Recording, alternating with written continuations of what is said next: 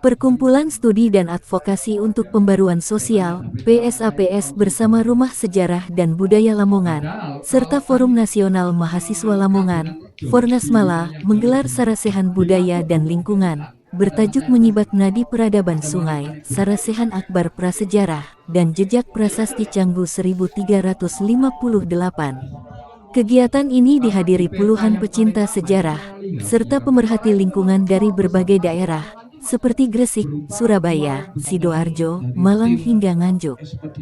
Hadir sebagai pembicara, Supriyo dari PSAPS dan Rumah Sejarah, dan Tovan Ardi, pegiat lingkungan dari Pelestari Kawasan Wilis Perkawis.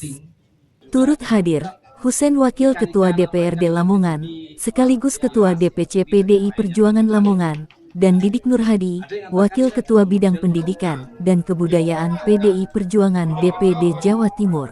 Pertama, kami memberikan apresiasi terhadap forum-forum diskusi, termasuk diskusi lokal tiap kota kabupaten dengan latar belakang masalah lokalnya.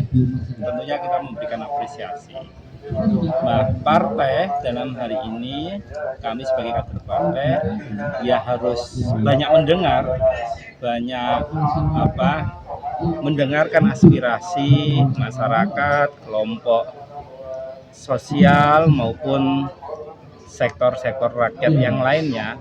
Tentunya ini penting bagi kami, apapun masukannya.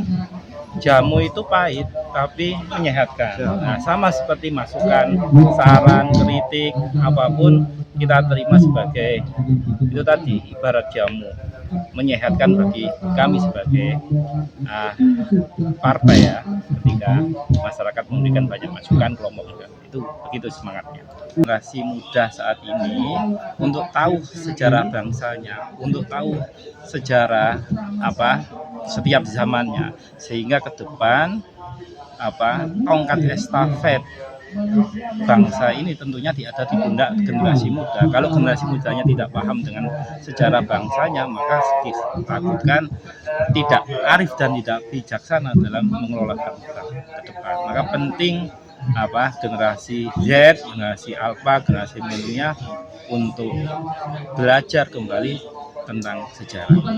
Sangat menarik karena akhirnya kita dapat bertemu dengan beberapa kelompok baik pemuda maupun orang-orang yang berkecimpung pada isu yang sama, yaitu banjir, karena mengingat banjir menjadi persoalan yang cukup lama di Lamongan, baik banjir dan kekeringan, karena kami melihat bahwa persoalan utamanya adalah bukan banjirnya, tapi bagaimana kemudian Lamongan harus memiliki sistem manajemen air yang akurat sehingga persoalan bisa terselesaikan, tidak hanya banjir tapi juga persoalan terkait kekeringan.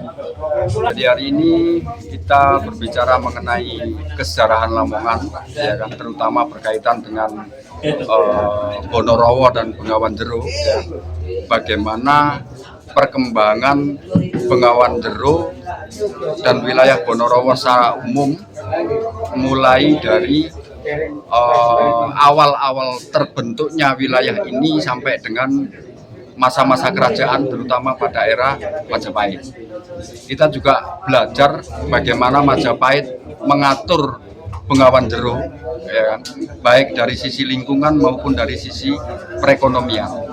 Bagaimana kemudian perdagangan tetap berjalan dengan lancar, perekonomian masyarakat pada saat itu berjalan dengan lancar, terbukti dengan pasar-pasar di tepian Bengawan dan lain sebagainya.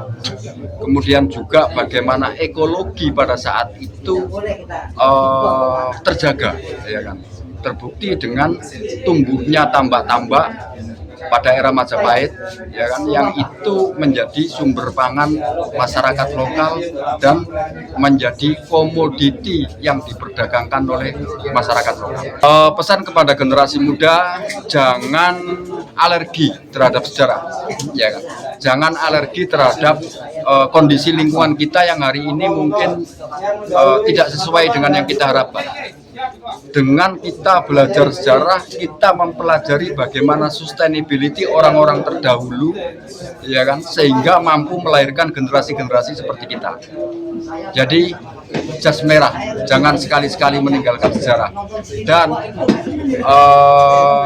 yang terpenting dari belajar sejarah adalah belajar dari sejarah, belajar ilmu pengetahuannya bagaimana, belajar metode ekologinya bagaimana, metode pertaniannya bagaimana, metode tambaknya bagaimana. Nah, itu yang perlu kita pelajari dari generasi masa lalu. Terima kasih.